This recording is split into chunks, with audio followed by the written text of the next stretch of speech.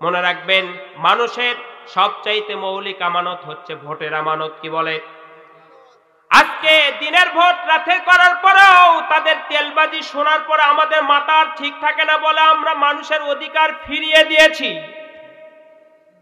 আমরা গণতন্ত্র প্রতিষ্ঠা করেছি। ভোট চুরি করার নাম যদি গণতন্ত্র হয়, তাহলে রাজতন্ত্রের নাম কি হবে এটা আমরা জানতে চাই। প্রিয় বন্ধুগণ আমার, তাহলে তারা যোগ্য নয়। কি নয়? যোগ্য ব্যক্তি নয়। অযোগ্য হওয়ার কারণে এই পথটাকে তারা আমানত মনে করে না, বাপ দাদার পথ মনে করে। ঠিক কিনা বলে? রাষ্ট্রীয় সম্পদ তারা বাবার সম্পদ মনে করে। এই জন্য কত টাকা কোন দিকে চলে যায় কোনো হুদিস থাকে না, কোনো হিসাব থাকে না। বলে আমরাই আছি 41 সাল পর্যন্ত থাকবো, কেউ আমাদেরকে নামাইতে পারবে না। এর জন্য যা করা দরকার, দরকার হলে দিনের ভোট রাতে আমরা করব। ঠিক কিনা? বাংলাদেশে হয় না এটা, অন্য দেশের কথা বলছি। প্রিয় বন্ধুগণ, এক যুবক ফেসবুকে স্ট্যাটাস দিয়েছে, প্রধানমন্ত্রী ভোট চোর। কি চোর? তার নামে মামলা হলো, আদালতে হাজির করা হলো যুবককে। বিচারপতি বলছে, বেটা প্রধানমন্ত্রীকে কেন তুই চোর বললি? যুবক বলছে, স্যার আমি প্রধানমন্ত্রীকে চোর বলেছি, তবে কোন দেশের প্রধানমন্ত্রীকে বলেছে আমি তো জানি না। এটা তো পাকিস্তানের প্রধানমন্ত্রীও হতে পারে, ভারতের প্রধানমন্ত্রীও হতে পারে। বিচারক তার আসন থেকে লাফ দিয়ে বলছে, বেটা আমাকে কি বোকা পাইছিস? কোন দেশের প্রধানমন্ত্রী ভোট চোর আমাকে কি শিখাইতে হবে নাকি?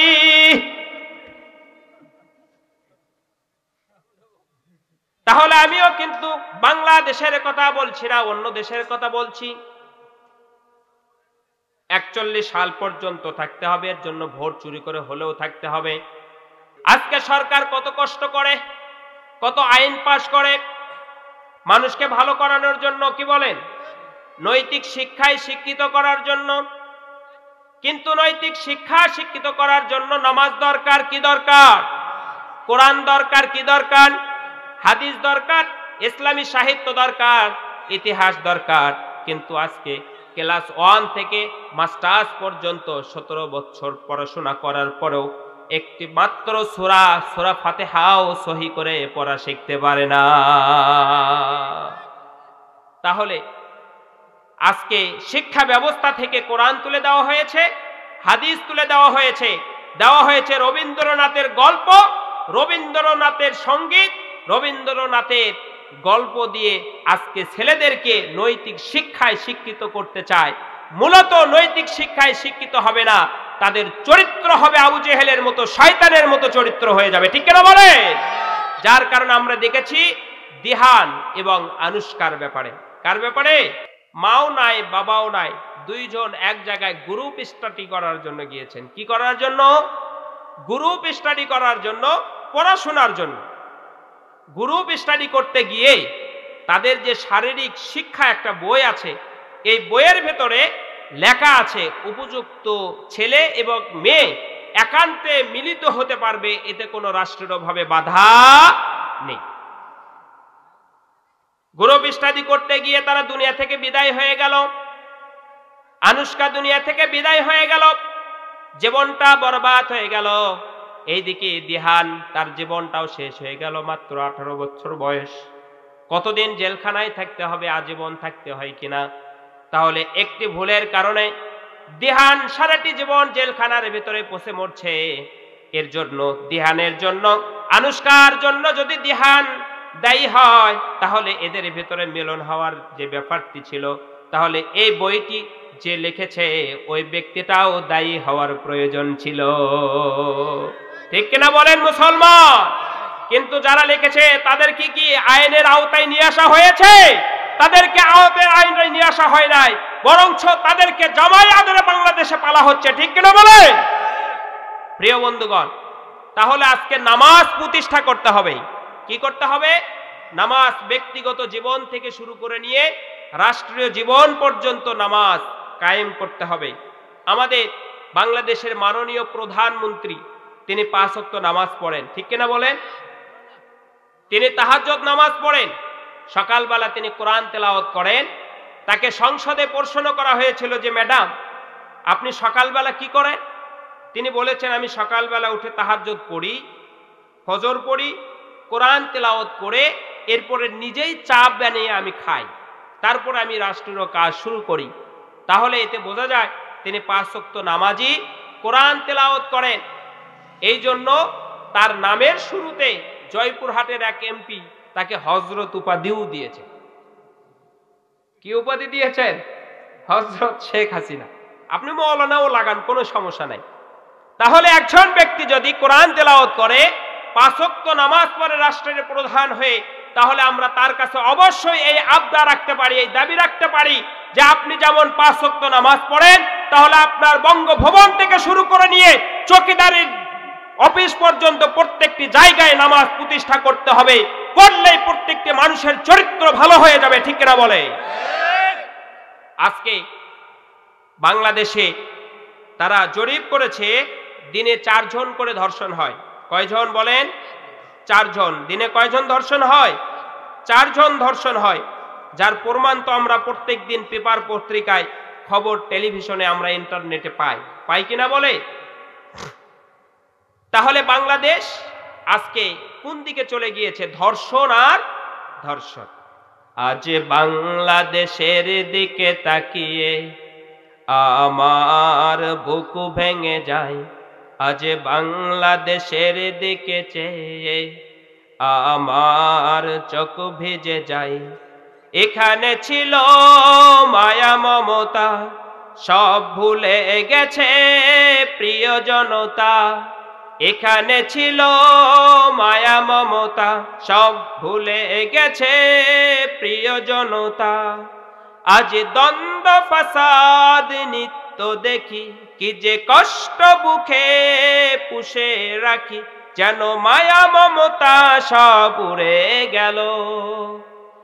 এমন কেন হলো? এমন কেন হলো? এমন কেন হলো আমার সোনার দেশ? এমন কেন হলো? আজ চারিদিকে হতাশার গল্প লেখা, স্বপ্ন দেখে না আমার মন। প্রতিদিন সকালে লাশের খবর, শিক্ষাঙ্গনেও হয় ধর্ষণ। চাই না আমি আজ এমন স্বদেশ, বদলাবে কবে বলো? এমন কেন হলো আমার সোনার দেশ? এমন কেন হলো? ঠিক কিনা বলেন? আজকে শিক্ষাঙ্গনেও ধর্ষণ হয়। প্রিয় বন্ধুগণ আমার, এই জন্য নামাজ প্রতিষ্ঠা করতে হবে। ব্যক্তিগত জীবন থেকে শুরু করে নিয়ে পারিবারিক জীবনেও আল্লাহ পাক আমানত দিয়েছেন। আপনি আপনার স্ত্রী বিবাহ করেছেন, আপনি ভাবতেছেন আমি বিবাহ করেছি, মহারণা দিয়েছি, কত গহনাপাতি দিয়েছি, স্ত্রীকে আমি যা বলবো তাই হবে, আমি যেভাবে তাকে চালাবো সেইভাবেই হবে।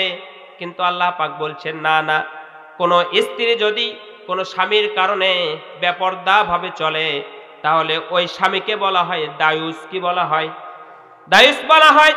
আল্লাহর নবী বলেছেন দায়ুস কখনো জান্নাতে প্রবেশ করবে না। তাহলে আপনার স্ত্রীকে চালাইতে হবে কার নিয়মে? বলেন আল্লাহ তাআলার নিয়ম। এরপরে প্রিয় বন্ধুগণ আমার, সন্তানের ব্যাপারে আল্লাহ পাক আমানত দিয়েছেন। সন্তান আপনাকে আল্লাহ পাক দিয়েছেন। আপনি ভাবতেছেন সন্তানকে তো আমি জন্ম দিয়েছি। আপনার আশেপাশে তাকিয়ে দেখেন 10 বছর 15 বছর পর্যন্ত তার সন্তান হয় নাই, বিবাহ করেছে। কত ডাক্তার কবিরাজ, কত হোমিওপ্যাথি, কত ডাক্তার, তারা ডাক্তারের কাছে তারা গিয়েছে, কিন্তু কখনোই তাদের সন্তান হয় নাই। সন্তান দেওয়ার মালিক হচ্ছেন একমাত্র আল্লাহ তাআলা। বলেন কে? প্রিয় বন্ধুগণ আমার, এই জন্য সন্তানকে নামাজের ব্যাপারে তাগিদ দিতে হবে। আল্লাহ তাআলা হযরত লোকমানের সেই নসিহতটি তুলে ধরেছেন, ইয়া বুনাইয়া আকিমিস সালাতা ওয়া আমুর বিল মা'রুফি ওয়ানহা আনিল মুনকার ওয়াসবির আলা মা আসাবাক। হে আমার কলিজার টুকরা সন্তান, যেখানেই থাকো নামাজ আদায় করো, নামাজটা কায়েম করো, ভালো কাজের দিকে মানুষকে আহ্বান করো, অন্যায় কাজের প্রতিবাদ করো। এইভাবে যদি আপনার সন্তানকে আপনি মানুষ করতে পারেন, নামাজি বানাইতে পারেন, তাহলে আল্লাহর কসম করে বলি ওই সন্তানের দ্বারা কখনোই অন্যায় হবে না এবং ওই সন্তান কখনো মা বাবাকে কষ্ট দেবে না। ঠিক কিনা বলে? আজকে অনেক মা বাবাকে বৃদ্ধাশ্রমে রাখা হয়। কাদের মা বাবাকে বৃদ্ধাশ্রমে রাখা হয় জানেন?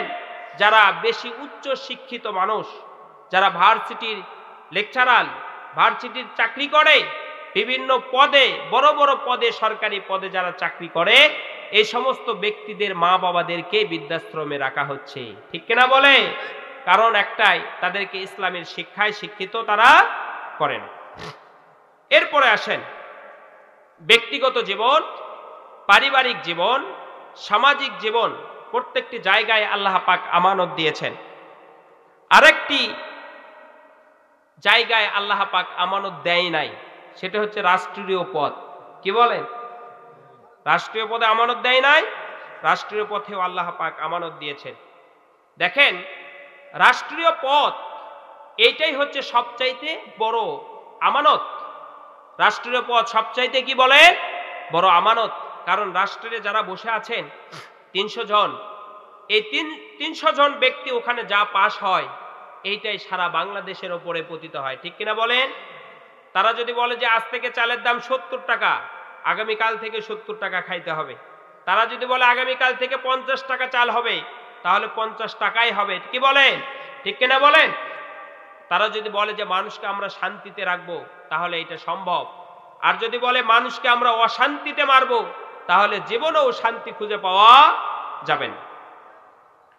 এই জন্য আল্লাহর নবী বলেন, এক হাদিসে বর্ণিত আছে, রাসূল আকরাম সাল্লাল্লাহু আলাইহি সাল্লাম বলেন, যাকে সাধারণ মানুষের, মুসলমানদের পদ দেওয়া হলো, এই ব্যক্তি যদি যোগ্যতা যাচাই বাছাই না করে অযোগ্য ব্যক্তিকে কোনো পদে বসিয়ে দেয়, তাহলে ওই ব্যক্তির উপরে আল্লাহ তাআলার লানত। ওই ব্যক্তির ফরজ, ওয়াজিব এবং নফল কোনো কিছুই কবুল হবে না, আর ওই ব্যক্তি চলে যাবে সরাসরি জাহান্নামে। কোথায় যাবে? জাহান্নামে যাবে।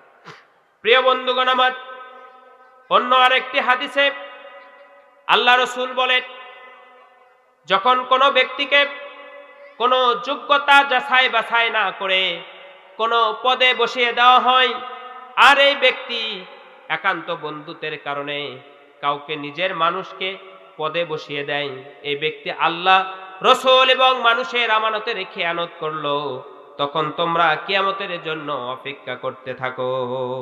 আল্লাহর নবী বলেন, ইযা ওয়াসাদুল আমরু ইলা গায়রুন আহলুহু ফান্তাযুরুস সাআ। যখন দেখবে কাজের দায়িত্ব এমন লোকদের হাতে অর্পণ করে দেওয়া হয়েছে যারা ওই কাজের যোগ্য নয়, তখন তোমরা কিয়ামতের জন্য অপেক্ষা করতে থাকো। কিসের জন্য অপেক্ষা করতে থাকবে? তার মানে হলো, অযোগ্য ব্যক্তিরা যখন পদে বসিয়ে যায়, তখন এটা হচ্ছে সব চাইতে কিয়ামতের একটি বড় আলামত। প্রিয় বন্ধুগণ আমার, আপনাদের খারাপ লাগতেছে? প্রিয় বন্ধুগণ আমার, এবার লক্ষ্য করুন, যোগ্য ব্যক্তিদেরকে যদি আমরা পদে বসায় দেই, তাহলে দেশটা কেমন হয়ে যাবে? হযরতে আবু বকরের দিকে তাকায় দেখেন, খলিফাতুল মুসলিমিন, ইসলামের প্রথম খলিফা, তার নাম কি বলে? হযরত আবু বকর সিদ্দিক রাদিয়াল্লাহু তাআলা। তিনি যখন সিংহাসনে, তিনি রাষ্ট্রপ্রধান, তিনি রাষ্ট্র পরিচালনা করছেন। স্ত্রী একদিন বলছে, স্বামী গো, আমার সন্তানেরা ভালো কিছু খাইতে চায়, হালুয়া খাইতে চায়, এই জন্য কিছু চিনির প্রয়োজন এবং আটার প্রয়োজন, আপনি একটু আটা এবং চিনির ব্যবস্থা করুন। আমিরুল মুমিনিন হযরত আবু বকর সিদ্দিক রাদিয়াল্লাহু তাআলা আনহু বলছেন, স্ত্রী গো, আমি কিভাবে আটা এবং চিনির ব্যবস্থা করব? আমার দিকে তাকান। হযরত আবু বকর বলছেন, স্ত্রী গো, আমি কিভাবে চিনি এবং আটার ব্যবস্থা করব?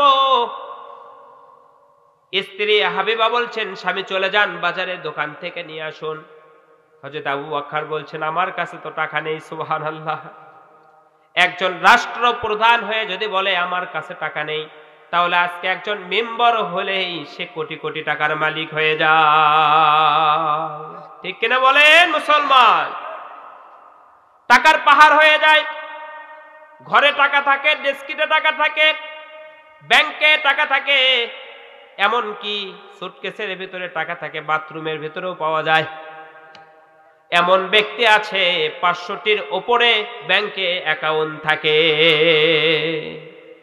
বইয়ের নামে, শালীর নামে, মেয়ের নামে, ছেলের নামে, নিজের নামে, এমনকি গার্লফ্রেন্ডের নামে। আমি বুঝি না স্ত্রী থাকার পরেও গার্লফ্রেন্ড কেমন করে থাকে, আর এই স্ত্রী বা কিভাবে স্বামীকে মেনে নেয়, তার কাছে কিভাবে থাকতে দেয়। 1 টাকা 2 টাকা নয়, 500টির ওপরে যদি কারো অ্যাকাউন্ট থাকে, তাহলে বুঝতে হবে তার হাজার হাজার কোটি নয়, লক্ষ লক্ষ কোটি টাকা সে ইনকাম করেছে। কিন্তু আবু বকরের দিকে লক্ষ্য করুন, তিনি রাষ্ট্রপ্রধান, তার কাছে টাকা নেই। স্ত্রী বলছেন, তাহলে চলে যান বাইতুল মালে, রাষ্ট্রীয় কোষাগারে চলে যান। আবু বকর বলছেন, স্ত্রী গো, আমি কিভাবে রাষ্ট্রীয় কোষাগারে যাব? আমি মাসের যে ভাতা, সেই ভাতা তো আমি পাই। এবার লক্ষ্য করুন, একজন সাধারণ মানুষ যে ভাতা পান, একজন রাষ্ট্রপ্রধানও সেই ভাতা পান। সাধারণ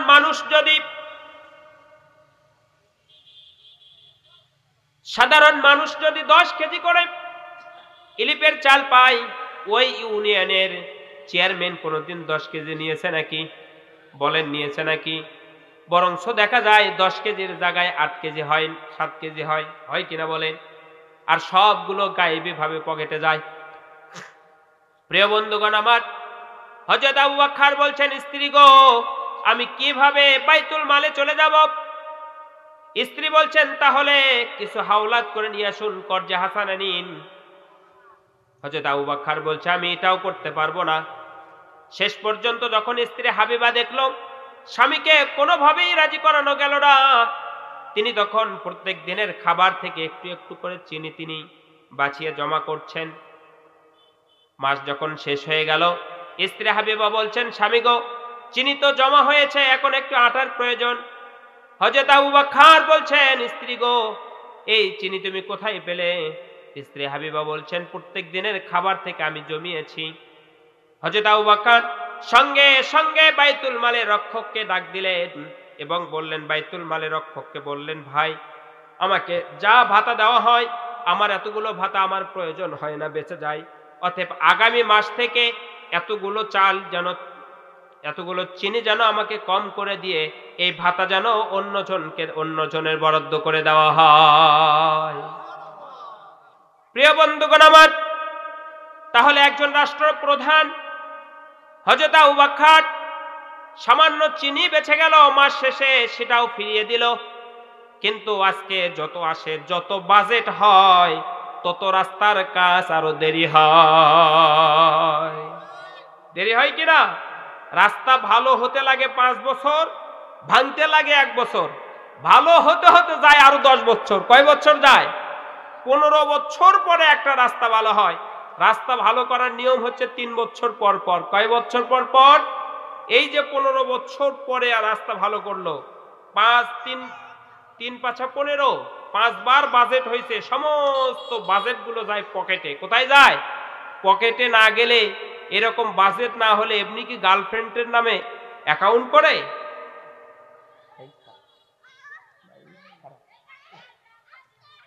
প্রিয় বন্ধুগণ আমার, তাহলে এবার লক্ষ্য করুন, হযরত আবু বকর রাষ্ট্রপ্রধান, তিনি এইভাবে জীবনযাপন করেছেন। আরেকটি রাষ্ট্রপ্রধান হযরতে ওমর ইবনুল খাত্তাব রাদিয়াল্লাহু তাআলা আনহুর দিকে লক্ষ্য করুন। তিনিও যখন রাষ্ট্রপ্রধান, তিনি নামাজ আদায় করছেন, এমন সময় হযরতে সালমান রাদিয়াল্লাহু তাআলা আনহু দাঁড়িয়ে গেলেন পিছন থেকে। তিনি বক্তৃতা করার জন্য উঠলেন মিম্বরে। হযরত ওমর, শ্রোতা সাহাবীরা বসে গেছেন। সাহাবীদের ভিতর থেকে হযরতে সালমান দাঁড়িয়ে গেলেন এবং বললেন, ওমর, তোমার বক্তব্য থামাও, আগে আমার প্রশ্নের জবাব দাও। হযরত ওমর বলছেন, তাহলে বলো ভাই, কি তোমার প্রশ্ন? আজকে কোনো মিম্বরকে আপনি বলতে পারবেন নাকি? কোন চেয়ারম্যানকে বলতে পারবেন নাকি? বলবে পেঠা এক থাপ্পড়ে 14 শিকার ভিতরে ঢুকাবো। কিন্তু ওমর তা করলেন না। ওমর বললেন, ভাই তোমার কি প্রশ্ন আমাকে বলো। হযরতে সালমান বলছেন, ভাই ইয়ামেন থেকে যে গনিমতের মাল এসেছিল, যে কাপড়গুলো এসেছিল, আমরা সবাই ভাগ বাটোয়ারা করে নিয়েছি। যতটুকু করে আমরা পেয়েছি, একটি কাপড়, একটি পাঞ্জাবি কারো হয় নাই, কিন্তু ওই কাপড় দিয়ে বানানো একটি পাঞ্জাবি আমরা তোমার গায়ে দেখছি, ব্যাপার কি? হযরতে ওমর বললেন, আমার কাপড় এবং আমার সন্তানের কাপড়, দুইটা কাপড় দিয়ে একটা জামা বানিয়েছি। আব্দুল্লাহ কোনায় থেকে দাঁড়িয়ে গেলেন এবং বললেন, আমার বাবা যা বলেছেন সত্য কথা বলেছেন। আমার বাবা একজন রাষ্ট্রপ্রধান, যিনি রাষ্ট্রপ্রধান হন তাকেই নামাজ পড়াইতে হয়। কাকে নামাজ পড়াইতে হয়? যে রাষ্ট্রপ্রধান হবেন। আমাদের দেশে রাষ্ট্রপতি হচ্ছে আব্দুল হামিদ। কে? আব্দুল হামিদ। তাকেই জাতীয় মসজিদের ইমামতি করতে হবে। কাকে ইমামতি করতে হবে? যদি কোনো চেয়ারম্যানকে বলি, ভাই আস্তাগফিরুল্লাহ পড়ো, তখন বলবে লা ইলাহা ইল্লা আনতা সুবহানাকা ইন্নী কুনতু মিনাজ জালিমিন। যদি আপনি বলেন, ভাই এটা তো বিপদের দোয়া, চেয়ারম্যান সাহেব বলবে, নেতা বলবে, ভাই আমি তো বিপদেই পড়েছি, আস্তাগফিরুল্লাহ তো আমি পারি না। আব্দুল্লাহ দাঁড়িয়ে গেলেন এবং বললেন, আমার বাবা একজন রাষ্ট্রপ্রধান। রাষ্ট্রপ্রধানকে নামাজ পড়াইতে হয়। যে ইমামতি করে তার কাপড় একটু সুন্দর হতে হয়, ভালো হতে হয় কিনা বলেন? আপনাদের এলাকার ইমাম যিনি, তার পোশাক কিন্তু সব চাইতে দামি, কি বলেন? যতই তাকে বেতন আপনারা কম দেন। প্রিয় বন্ধুগণ আমার, আব্দুল্লাহ বলছেন, আমার বাবার যে কাপড় আছে, এই কাপড় ছিঁড়তে ছিঁড়তে তিনি তালি দিতে দিতে 70টি তালি দিয়েছেন। কয়টি তালি দিয়েছেন? 70টি তালি দিয়েছেন। আমি ভাবলাম আমার বাবাকে নামাজ পড়তে হয়, অতএব আমার কাপড়টা আমার বাবাকে দান করে দিলাম। আমার কাপড় এবং আমার বাবার কাপড় দিয়ে আমার বাবার জন্য একটা জামা হয়েছে। প্রিয় বন্ধুগণ, এনারা ছিলেন যোগ্য ব্যক্তি। কি ব্যক্তি ছিলেন? এনারা ছিলেন যোগ্য ব্যক্তি। আরেকটি আমরা উদাহরণ টানতে পারি। এই জন্য আল্লাহর নবী বলেছেন, আমানতের ব্যাপারে তিনি বিশেষ তাগিদ দিয়েছেন। হযরতে আনাস রাদিয়াল্লাহু তাআলা আনহু বলেন, আল্লাহর নবী ভাষণ দিয়েছেন, এমন কোন ভাষণ নেই যে তাতে তিনি এই কথা বলেন নাই, লা ঈমানুল লিমাল্লা আমানাতুল্লাহু ওয়ালা দীনুল লিমাল্লা ইয়াহদুল্লাহ। যার ভিতরে আমানতদারিতা নেই, তার ভিতরে ঈমান নেই, আর যার ভিতরে প্রতিশ্রুতি রক্ষার মনোভাব নেই, তার ভিতরে ধর্ম নেই। প্রিয় বন্ধুগণ আমার, হযরত আলী রাদিয়াল্লাহু তাআলা তিনিও রাষ্ট্রপ্রধান। হযরত আলী বলছেন, প্রত্যেকদিন আমাকে রাষ্ট্রের কাজ সমাধান করার পরে আমি রাষ্ট্রের কাজ শেষ করতে পারি না, বিদায় রাত জেগে জেগে আমাকে রাষ্ট্রের কাজগুলো সমাধান করতে হয়। তিনি রাষ্ট্রের মোমবাতি দিয়ে কাজ করছেন। এমন সময় দুইজন সাহাবী ঢুকে পড়লেন। তারা যখন প্রবেশ করলেন রুমের ভেতরে, হযরত আলী রাদিয়াল্লাহু তাআলা আনহু মোমটি নিভিয়ে দিলেন এবং আরেকটি মোম তিনি ধরাইলেন। দুইজন সাহাবী বললেন, ভাই আমরা প্রবেশ করার সাথে সাথে কেন আপনি একটি মোম নিভিয়ে আরেকটি মোম আপনি ধরাইলেন, ব্যাপার কি? হযরত আলী বলছেন, ভাই আমি যতক্ষণ রাষ্ট্রের কাজ করতেছিলাম, ওই কাজ করার সময় মোমটাও ছিল রাষ্ট্রের মোম, আর যখন তোমরা আমার রুমের ভিতরে প্রবেশ করেছো তখন আমার ব্যক্তিগত কাজ শুরু হয়েছে।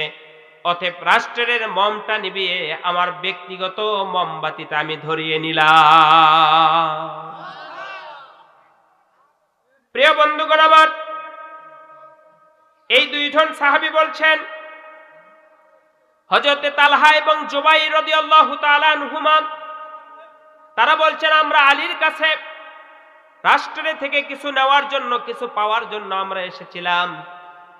আলীর যখন আমরা এই ব্যবস্থা দেখলাম, তখন আমরা যে আশা নিয়ে এসেছিলাম ওই আশা আমাদের আর মনে রইল না। কিন্তু আজকে সম্মানিত বন্ধুগণ আমার, রাষ্ট্রীয়ভাবে গাড়ি দেওয়া হয়। এই রাষ্ট্রীয় গাড়ি তার ছেলেও চালায়, মেয়েও চালায়, স্ত্রী চালায়, এমনকি 14 গোষ্ঠী সহকারে তারা চালাইতে থাকে। এমনকি 2 বছর পর্যন্ত কার্যালয়ে যায় নাই, তারপরেও নাস্তার বিল হয়েছে 2 লক্ষ টাকা। কয় লক্ষ? 2 লক্ষ টাকা। শোনেন না আপনারা, পেপার পত্রিকা তো দেখেন, ঢাকা ভার্সিটির একজনের বিষয়, 2 বছরে সে অফিসে যায় নাই, তারপরেও 2 লক্ষ টাকা নাস্তার ভাউচার, দুপুরকার খাবারের বিল।